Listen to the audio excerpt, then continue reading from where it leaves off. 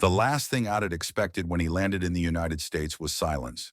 Jakarta, his hometown, buzzed like a living organism. Horns honked even when there was no traffic, scooters zipped between cars, and street vendors shouted their daily specials with cheerful urgency. Every corner of the city pulsed with sound, movement, and chaos. That was home. So when Adit stepped off the plane and into the calm, slow-moving world of Chesterville, Georgia, a town so small it didn't have a mall, just one main street and a couple of stop signs, it felt like stepping onto another planet. He was here on a one-year high school exchange program. His host family, the Carsons, lived in a modest brick house surrounded by open fields and oak trees. There were no high-rises, no vendors, just space. Lots and lots of space. Mrs. Carson had greeted him at the airport with a big motherly hug and a handmade welcome Aditwing sign. Mr. Carson, a tall, broad-shouldered man with kind eyes, had offered a warm handshake. And Lily, their teenage daughter, gave a quiet smile from behind her phone. They drove back through winding country roads, and Adit watched the scenery unfold like a painting. Rolling green hills, silos, and clusters of cattle grazing lazily in the fields. "Where are all the people?" Adit asked, only half joking.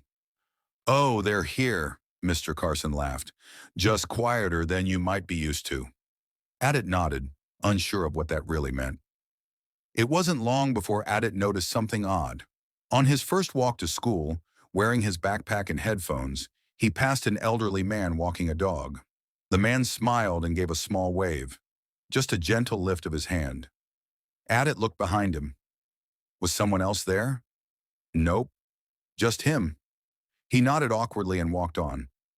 Then it happened again. A woman jogging in neon sneakers waved at him. A mailman in a white truck gave a casual thumbs up. A teenager riding a bike grinned and lifted two fingers off the handlebars in greeting. At first, Adit was confused. Do I look like someone they know? He wondered. By the fourth or fifth wave, he was sure he was being mistaken for a local. Back home in Jakarta, people didn't wave like this. If a stranger on the street smiled at you for no reason, you might assume something was wrong, or worse, that they were trying to sell you something. So Adit decided to ask his host mom, curious but cautious. "Why does everyone keep waving at me?" he asked as she packed his lunch one morning. Mrs. Carson chuckled.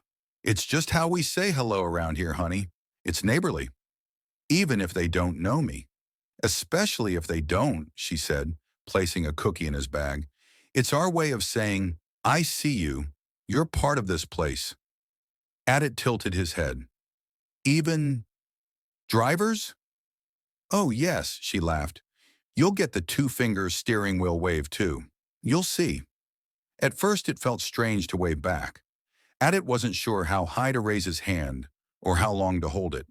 He practiced in front of the mirror once, then laughed at himself for caring so much. But something about the gesture stuck with him. It didn't ask for anything. It didn't demand conversation. It was a passing acknowledgement, a thread in the invisible fabric that held this small town together. After a week or two, Adit started waving back, tentatively at first, then with growing confidence. The mailman gave him a salute. Adit saluted back. The jogger nodded again. This time, Adit waved first. One afternoon, walking home from school, he saw a little girl playing in her front yard. She spotted him through the picket fence and waved enthusiastically with both hands. Adit laughed and returned the wave, feeling a warmth that surprised him. It was working. He was starting to belong. Life in Chesterville was slower than Adit was used to, but not boring. His host family welcomed him with open hearts. School was small, just a few hundred students, and he quickly became known as the guy from Indonesia. Most had never met anyone from Southeast Asia before. His accent sparked curiosity, but so did his stories of Jakarta, the endless traffic, the spicy food, the bustling street life. Despite the cultural differences, Adit found ways to connect. He joined the school's photography club, where he bonded with Lily and a few other students over their shared love for capturing everyday beauty. He even tried out for the cross-country team, not because he loved running, but because it gave him something to do and people to talk to. Still, there were lonely moments. Homesickness crept in at night, especially when he'd scroll through photos of his family on his phone. He missed the smell of his mom's cooking, the sound of motorcycles buzzing down the street, and the comforting noise of a city that never slept. But each morning he stepped outside and was greeted by small-town waves. And somehow that helped. One evening in early October, after a particularly grueling shift helping,